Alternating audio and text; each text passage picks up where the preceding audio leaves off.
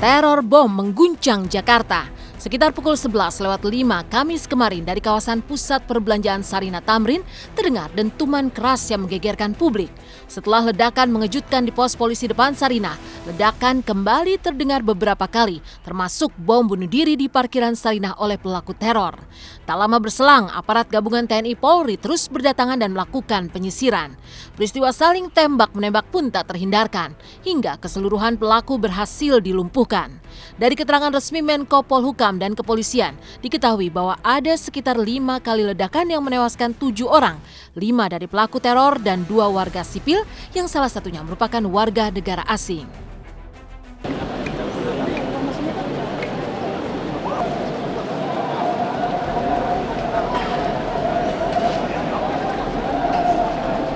Setahu saya 5. Ada 5. 5. Pertama polisi, kedua di depan ya Jalan Sudirman, terus ketiga itu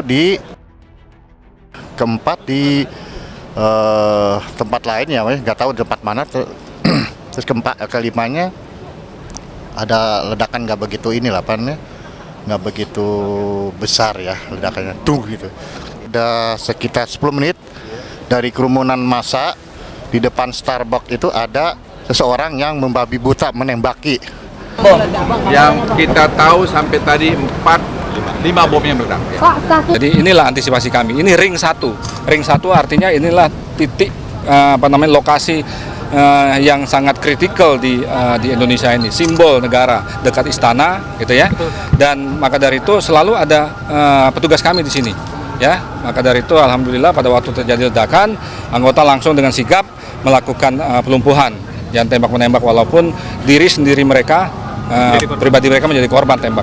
Tetapi sekali lagi bahwa kebetulan saya mengikuti Pak Kapolda yang langsung memimpin, kita akan standar operasional prosedurnya selalu overestimate, tidak boleh underestimate. Kami menyisir dari bawah sampai ke atas, ya, sehingga kami meyakini bahwa tidak ada lagi pelaku. Maka dari itu proses olah TKP kebagian perkara kami mulai. Ada pelaku yang bahwa tidak ada yang lepas ya Pak? Insya Allah, kami yakin. Ada yang tertangkap hidup-hidup Pak? Belum ada. Belum ada pelakunya. Sedang melaksanakan pemeriksaan terhadap 7 jenazah yang kami terima. 6 orang adalah warga negara Indonesia dan 1 orang warga negara asing dari Kanada.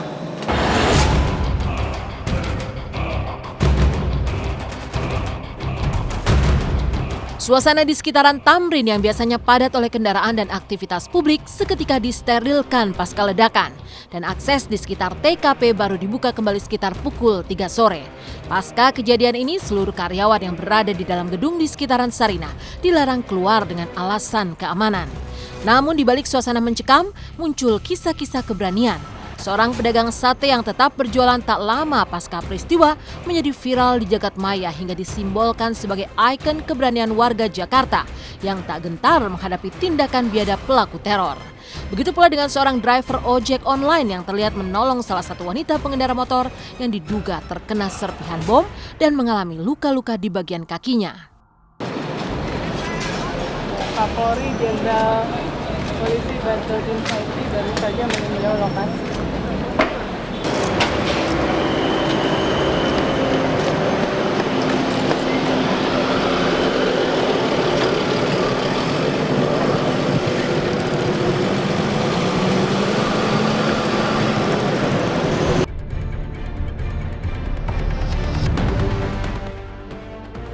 Yang pertama waktu itu dengar alarm dulu, habis itu ada bunyi bom sekali, ledakan nggak tahu apa itu, terus keluar ada ledakan lagi.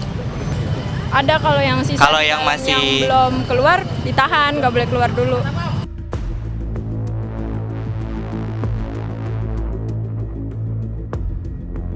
Ledakan yang terjadi beberapa kali hingga aksi saling tembak antara aparat dan pelaku juga mengejutkan para pemain sitkom tukang ojek pengkolan yang lokasi syuting mereka tak berjauhan dari lokasi bom di kawasan Tamrin.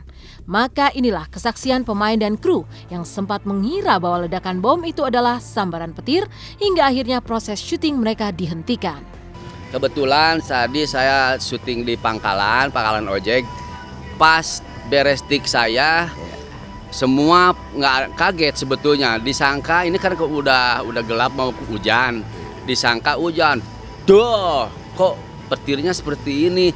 Tapi ada ujung.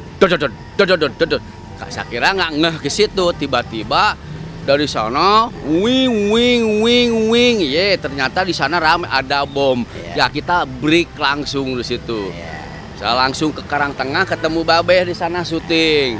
Nih, ternyata di sana juga tahu udah ini berita. Ya, Sekarang, kebetulan nah, Babe sendiri posisinya lagi ada di Karangtengah. Syuting ya akhirnya sutradara kemudian unit dan lain-lain memutuskan untuk break gitu hari ini gitu.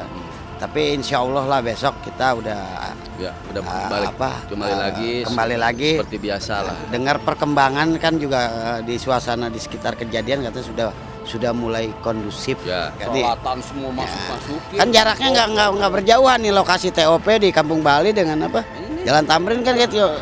Karena background kita memang ke Tamrin semua kan, banyak kan gedung-gedung ke Tamrin kan gitu. Sempat panik juga, keramaian itu sempat ada korban ya. Berapa Bang korbannya? Enggak, kalau di kita sih pada saat kita di Pangkalan tadi itu kita cuma dengar mungkin kayak suara sejenis petir mungkin atau itu juga pas gue mandi tuh Bang, gue lagi getar itu pas gue lagi mandi mau berangkat syuting, itu pas kamar mandi, bubar gitu sampai ke telinga kan.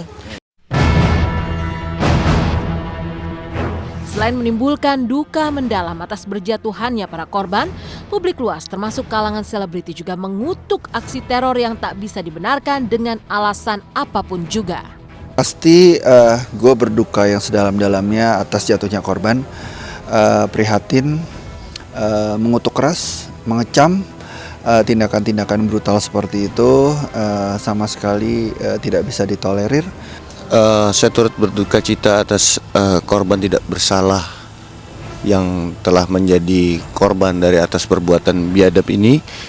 Terus terang saya sangat mengecam sekali aksi tindakan terorisme karena di agama manapun itu tidak ada dibenarkan namanya membunuh. Ya harus diberi tindakan yang setimpal lah karena dia sudah membunuh warga yang tidak bersalah, yang tidak tahu apa-apa. Diberikan ganjaran yang setimpal lah dengan yang dia perbuat.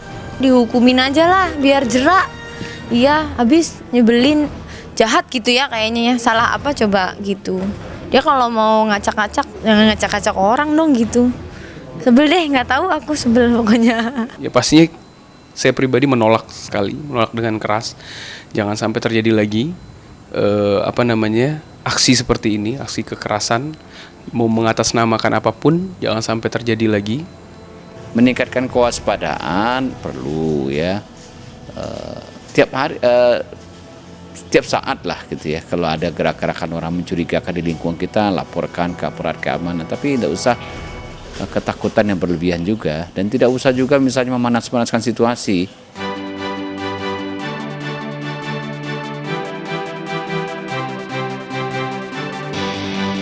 Tak gentar dengan teror bom yang melanda kawasan Tamrin, pasangan Hito dan Felicia justru memilih merayakan 2 tahun 10 bulan jadian mereka ke sebuah mall. Lalu bagaimana keseruan pasangan ini memperlihatkan keberanian mereka dengan merajut asmara di lokasi keramaian seperti mall di tengah-tengah heboh aksi teror Jakarta.